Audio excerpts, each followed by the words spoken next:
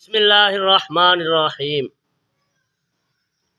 آج کل یہ بیماری عام ہو چکی ہے کہ ہر بندہ حافظے کی کمزوری کا شکار ہو چکا ہے، ہر بندہ نسیان کی بیماری کا مریض بن چکا ہے۔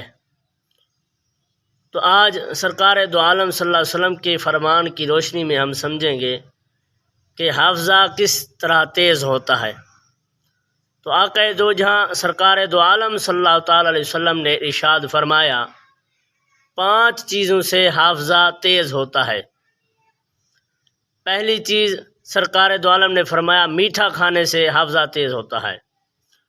دوسری چیز سرکار دو عالم صلی اللہ علیہ وسلم نے فرمایا جانور کی گردن کے قریب کے گوشت کو کھانے سے بھی حافظہ تیز ہوتا ہے۔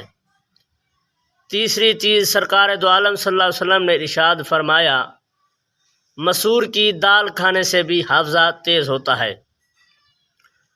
اور چوتھی چیز سرکار دو عالم صلی اللہ تعالی علیہ وسلم نے ارشاد فرمایا کہ ٹھنڈی روٹی کھانے سے حافظہ تیز ہوتا ہے۔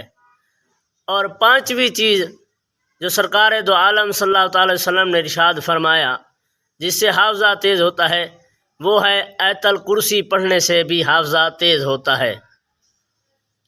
ہمارے چینل کو سبسکرائب کریں، بیل آئیکن کو ضرور پریس کریں تاکہ ہماری ہر آنے والی ویڈیو آپ کو وقت پر مل سکے، اور ویڈیو کو لائک کریں، آگے شیئر کریں۔